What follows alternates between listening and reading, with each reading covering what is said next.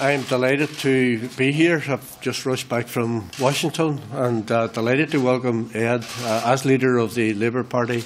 to Belfast and here to Stormont Castle. Obviously, the Labour Party has had a very noble involvement in the success of the peace process, going back many, many years. And that's something that I have always been very hugely appreciative of.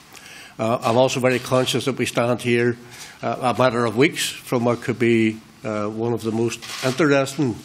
and indeed historic British general elections that we've seen in a very, very long time. We don't know the outcome of it, but obviously we are pledged, as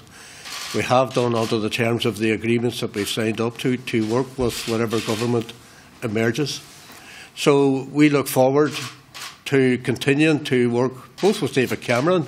as British Prime Minister and with Ed as leader of the opposition. And whatever happens during the course of the election happens. Of course, this visit has taken place against the backdrop of what were critically important negotiations around a number of very vexed issues to deal with things like the past, parades and the whole issue of flag symbols and identity. And of course, all of that was then compounded by the very difficult circumstances that we as an executive were faced with as a result of the cutting dramatically of our block grant by the Conservative government over the course of the 4 years that they were in power, which imposed huge problems on our administration and which during the course of that negotiation we had to find solutions to.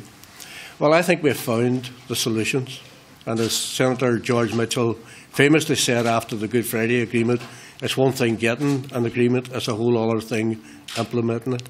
But Peter and I have had a number of discussions, not just between ourselves, but with other party leaders, and we are absolutely pledged to implementing this agreement because it is vital that we consign to the dustbin of history the paralysis that existed over the course of the last 2 years, and that we continue to move forward to give real leadership to people, to provide stable leadership, a stable government, but just as importantly, continue to develop our economy in a way that puts our young people back into work. The last thing I want to say is that I was very encouraged when I was in the United States at the meetings I was involved in at the State Department and on Capitol Hill to hear that the US administration is very keen to send a delegation or even delegations here over the course of the coming months to focus on political engagement, but just as importantly, the opportunities that undoubtedly will exist as a result of the agreement that we made at Stormont House in relation to how we can continue to strengthen our business links with North America and with the United States of America in particular.